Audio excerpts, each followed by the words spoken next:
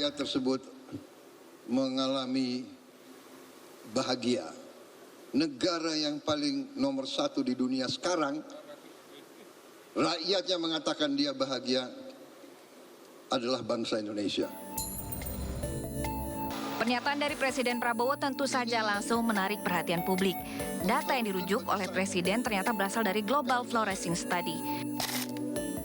Penelitian ini melibatkan lebih dari 200.000 responden di 22 negara antara tahun 2022 hingga 2023 lalu. Hasilnya, Indonesia berada pada peringkat teratas sebagai negara paling sejahtera, mengalahkan negara maju seperti Amerika Serikat, bahkan Swedia. Ternyata peringkat ini didapat dari hasil mengukur makna hidup, hubungan sosial, kesehatan mental, hingga rasa syukur dari responden terpilih. Hasilnya, Indonesia lebih unggul dari negara lain bukan karena barisan saldo pada rekening warganya, melainkan karena rasa kekeluargaan yang tinggi, kebersamaan, serta gotong royong. Studi menunjukkan bahwa warga negara dengan ekonomi kuat belum tentu merasa sejahtera dan damai dalam kehidupan mereka.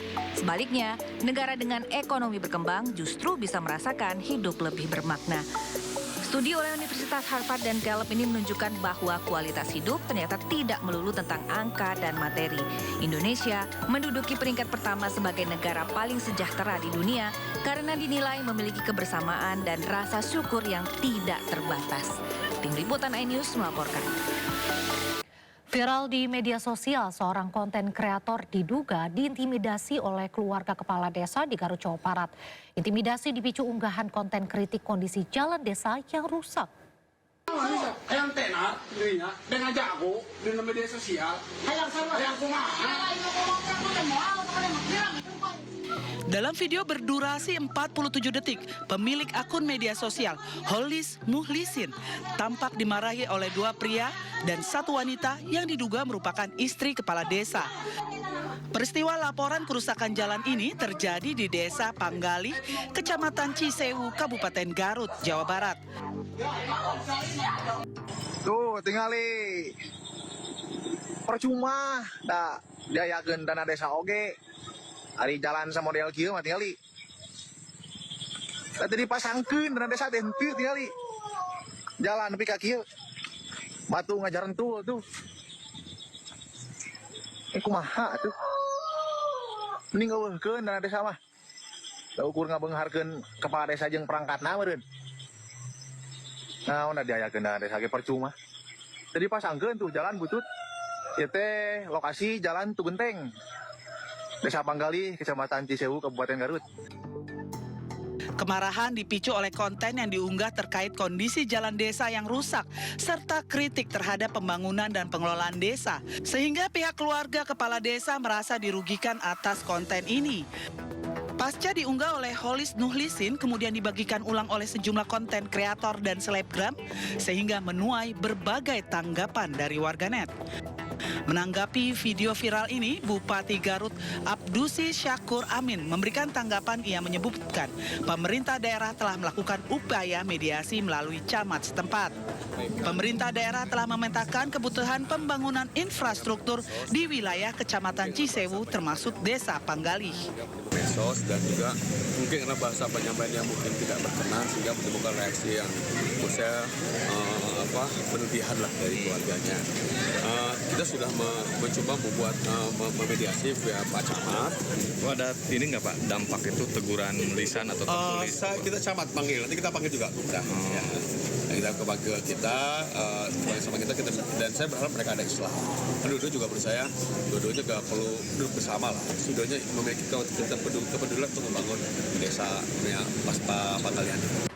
Direncanakan tahun 2026, 3 lokasi di Kecamatan Cisewu yang telah masuk dalam rencana pembangunan infrastruktur jalan desa hingga diharapkan dapat mengurangi keluhan masyarakat. Pemerintah daerah akan terus melakukan pendekatan dan komunikasi dengan semua pihak agar permasalahan serupa tidak terulang. Warga menjadi korban janji manis donatur yang menjanjikan pembangunan masjid di Yogyakarta. Bangunan lama masjid terlanjur dirobohkan, namun masjid baru tak kunjung dibangun oleh donatur.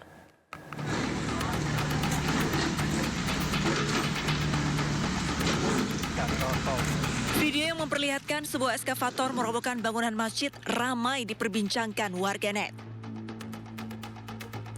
Sebelumnya, sempat beredar narasi bahwa pembongkaran masjid bertujuan untuk pembangunan masjid yang baru oleh beberapa donatur. Namun, cerita tersebut justru berubah menjadi pilu. Warga Padukuhan Gari, Kapanewon Wonosari, Kabupaten Gunung Kidul, Yogyakarta harus menelan kekecewaan karena Masjid Al-Huda yang sudah dibongkar tak kunjung dibangun. Nasi sudah menjadi bubur. Dengan dana seadanya, masyarakat pun bergotong royong membangun kembali tempat ibadah mereka agar bisa berdiri. Kini warga membuka donasi bagi mereka yang ingin membantu pembangunan masjid serta berharap mereka dapat memiliki masjid yang lebih representatif. Dari Gunung Kidul, Yogyakarta, Kismaya Wibowo, iNews melaporkan.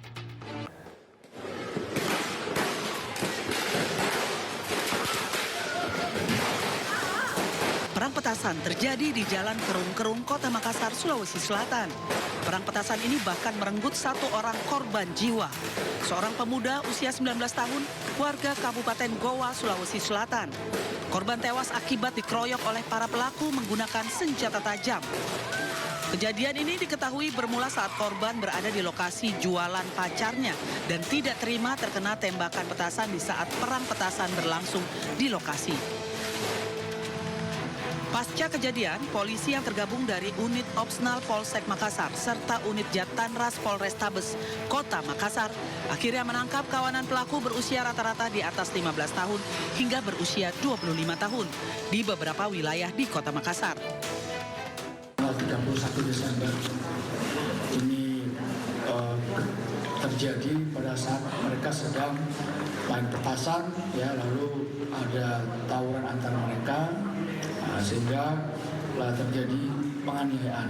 Satu orang korban ini lalu meninggal dunia karena dikeroyok secara bersama-sama. Guna pemeriksaan lebih lanjut, 6 pelaku yang telah ditetapkan tersangka oleh polisi dijerat dengan KUHP lama di pasal 170 dan pasal 351 berikut 338 dengan ancaman hukuman maksimal 15 tahun penjara. Polisi juga telah menyita barang bukti berupa senjata tajam jenis pisau yang digunakan pelaku menikam korban saat melakukan pengeroyokan secara bersama-sama di muka umum hingga korban merenggang nyawa.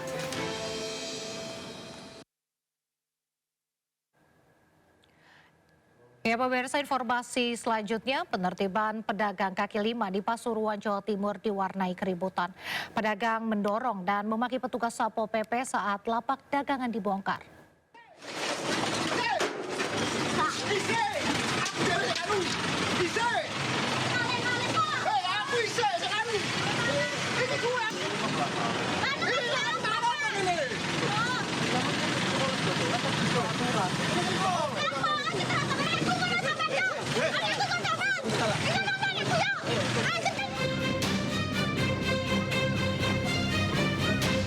Keributan ini terjadi saat petugas Satpol PP Kota Pasuruan, Jawa Timur menertibkan pedagang kaki lima di area trotoar Pasar Besar dan depan stasiun kereta api.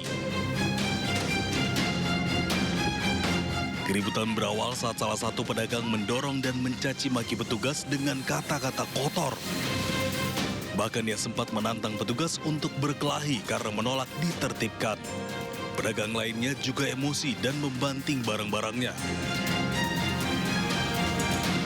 Padahal pedagang lainnya telah membongkar sendiri lapak dagangannya secara sukarela. Setelah bernegosiasi dengan pedagang tersebut, akhirnya petugas berhasil merelokasi lapak pedagang dengan lancar. Rencananya petugas akan membangun pos di sekitar pasar dan stasiun untuk mencegah pedagang yang akan kembali berjualan lagi. Dari Pasuruan, Jawa Timur, Jaka Samudra, iNews melaporkan. Puluhan kepala keluarga diusir dari kuburan Cina Cipinang Besar Selatan, Jatinegara, Jakarta Timur. Barang-barang warga dikeluarkan petugas dari rumah-rumah warga. Isak tangis tak terbendung saat warga meninggalkan rumah mereka yang telah ditempati puluhan tahun.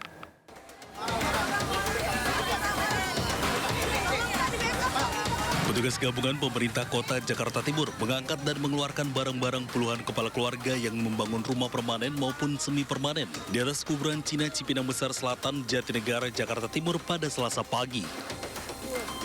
Puluhan kepala keluarga ini dipindah atau direlokasi ke rumah rusun di kawasan Jakarta Timur seperti Rusun Pulau Gebang, Rusun Jatinegara Kaum, dan Rusun Cipinang Besar Selatan. Isak tangis terlihat beberapa warga saat meninggalkan rumah-rumah mereka yang sudah ditempati puluhan tahun. Jadi hari ini salah satu bentuk respon masyarakat. Berdasarkan pendekatan kami dengan masyarakat dan sosialisasi kami tentang relokasi masyarakat yang menempati lahan makam di TPU Nanas. Dari 103 kakak, hari ini 27 kakak sudah sadar dan ingin pindah ke Rusun Pulau Gebang dan Rusun Cipinang Muara. Ya. Ini adalah mereka keinginan sendiri, padahal kami memberikan batas waktu sampai tanggal 12 Januari. Tapi mereka sadar mereka ingin segera lekas pindah karena mungkin lokasi tempat tinggal mereka sekarang memang tidak layak dan memang mereka mengakui menyalahi aturan menempati lahan yang bukan sebagaimana mestinya. Rencana lahan ini dikembalikan fungsinya untuk pemakaman dan dapat menampung 1.000 lebih makam baru. Dari Jakarta, Rio Manik, iNews melaporkan. Kembali di Sindo Malam, serangan Amerika Serikat ke Venezuela menuai kecaman luas di seluruh dunia. Gelombang protes atas penangkapan Nicolas Maduro meluas hingga ke Brazil dan juga India.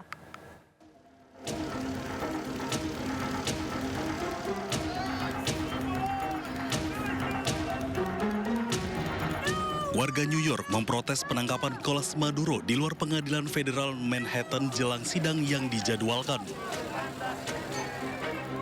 Para pengunjuk rasa mengibarkan bendera Venezuela dan memegang plakat bertuliskan slogan-slogan seperti bebaskan Presiden Nicolas Maduro dan Cilia Flores.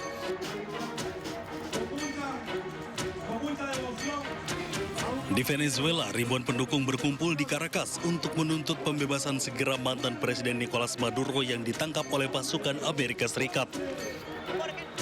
Pengunjuk rasa berbaris melalui jalan-jalan kota menuju Majelis Nasional Venezuela, mengibarkan bendera Venezuela dan meneriakkan dukungan untuk Maduro.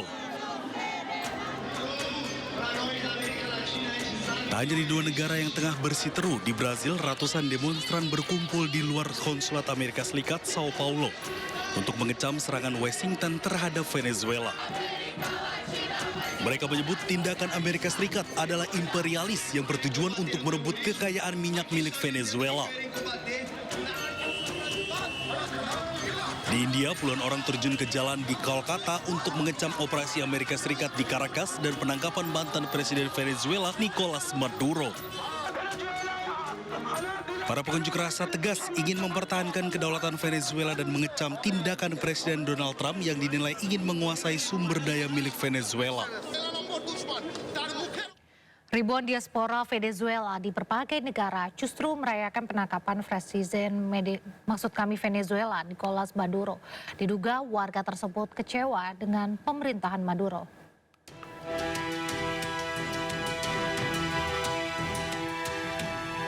Ribuan warga Venezuela yang tinggal di Argentina berkumpul pada hari Sabtu di sekitar Obelisk di Buenos Aires untuk merayakan penangkapan Presiden Venezuela Nicolas Maduro menyusul operasi militer yang dilakukan oleh Angkatan Bersenjata AS di negara Karibia tersebut. Kerumunan demonstran yang meneriakkan slogan-slogan seperti Venezuela Merdeka dan Kebebasan sambil mengibarkan bendera Venezuela, Argentina, dan AS. Menurut media lokal, sebagian besar demonstran adalah warga Venezuela yang telah tinggal di Argentina selama bertahun-tahun karena melarikan diri dari kondisi kehidupan yang sulit di Venezuela, kekurangan pangan, dan kurangnya kesempatan kerja. Kondisi serupa juga terlihat di Kolombia. Ratusan warga Venezuela berkumpul di lapangan Bolivar di Bogota pada hari Sabtu. Rekaman menunjukkan orang-orang merayakan dengan mengibarkan bendera Venezuela dan menari. Warga menyebut tidak merayakan pengeboman yang dijatuhkan di Venezuela, namun merayakan penangkapan Maduro. celebrando de que hayan lanzado bomba a Venezuela. Estamos celebrando la captura de Maduro. Ojo con eso, ¿sí? Porque nos han atacado mucho, que cómo van a estar celebrando la guerra y eso no. No celebramos guerra, celebramos captura de Maduro, que nos alejaron ya ese ser.